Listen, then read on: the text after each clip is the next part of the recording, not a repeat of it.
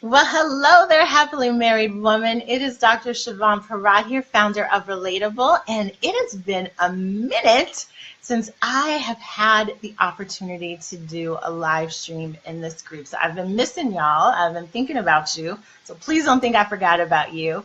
It has just been crazy, crazy busy here, and not a quiet moment that I could get down to doing this video.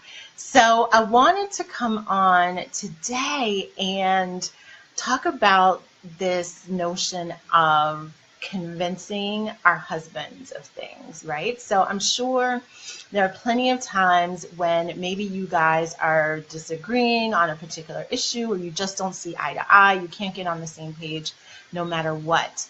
And there's this tendency, right, to just sit and ruminate and to sit and think about, like, how can I convince him, to see it this way? Or how can I just get him to understand my perspective on it, right? Or how can I just get him to, like, come to my side, right? We all have experienced that situation where you feel so convicted that the way you see it is the right way, or maybe there's some compromise that he's just not willing to make. Whatever the case is, you feel like he's in this position, or he's in this way of thinking, or he's in this mode that is just not where you want him to be.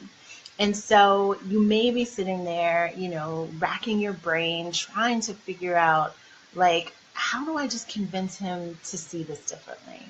And I share this with you because I was in that moment, like today, literally this morning. I was cooking breakfast, and, I'm standing over the stove, scrambling my eggs, and I was just thinking about, an ongoing conversation that my husband and I have been having, and just feeling like he just doesn't get it. Like, and I found myself so, like, baffled and so confused and so, like, a little bit hurt that he just wasn't seeing it the way I saw it, that he just wasn't understanding my side of it, that he just wasn't, putting himself in my shoes and considering the concerns that I had, considering the perspective that I had. Like, he just had this block. And I was, standing there thinking, like, just how can I convince him? Like, what could I say to him to get him to really understand? Like, what did I need to do to convince him to see it a different way? Because I felt like if he could just see it a different way, then we would be able to move forward in a better way. And there was this still quiet voice, literally I'm sitting there, like, racking my brain, like, how can I convince him? And, I don't profess to be one of those people that can, like, clearly hear God. But I felt in that moment, God was just like, it's not your job to convince him. And, like, that was it. It was like God came in and said, Siobhan, it's not your job to convince him. And he, like, dropped the mic and then he left. And that stuck with me. And, my passion around doing this work is always really just to share with you all, my experiences, the knowledge I have, so that you can apply it in your own life, so that you can take action on it in your own life. And I come before you now just with this message, like, what if it's not your job to convince him? What if the fact that he's not moving on a particular issue? What if the fact that he's behaving in a certain way? What if the fact that he's not doing the things you think he should be doing? What if that's exactly where he's supposed to be? What if that's exactly what he's supposed to be doing? And that it's not your job to convince him to think differently, to be differently, to do differently. That at the end of the day, all of us are in the hands of God, and we are being molded and shaped by him constantly. And, when you're in partnership with someone, when you are united as a couple, it's good to see your role as, helping your husband and guiding him. And I think there's a time and a place for that.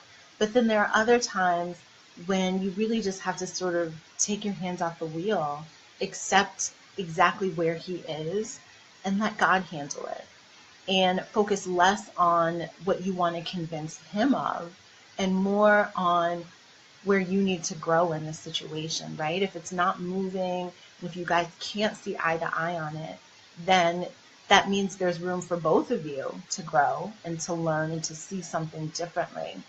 And your energy should be spent on what is God trying to tell you through this situation? Like, what is it that you need to know? What is it that God's trying to convince you of instead of how you need to convince your husband, right?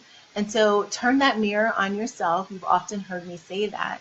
And really, instead of looking at how to try to make your husband see it a different way, ask yourself, how can you see it a different way, right? How can you consider some alternatives that maybe didn't come to your mind before? And to stop trying to control things, to really just sort of relinquish control and to focus in on being the best that you can be, being the most understanding that you can be, being the most accommodating and flexible that you can be in that situation. And watch the rest unfold exactly as it's supposed to, right? So that's what I wanted to come on and share with you today. Again, the message is it's not your job to try to convince him, right? Your job is to look within yourself how you can grow and become a better version of yourself through whatever challenges you may be facing in your marriage right now. So I hope that this has been helpful. And I would love to know what you think. So why don't you just drop me a comment and say, yep, you're right, Siobhan, or nope, you're not right, Siobhan. I'm still struggling in this, and I'd love to continue the conversation there. So have a wonderful, wonderful day, and I will be back with you sometime soon. Take care.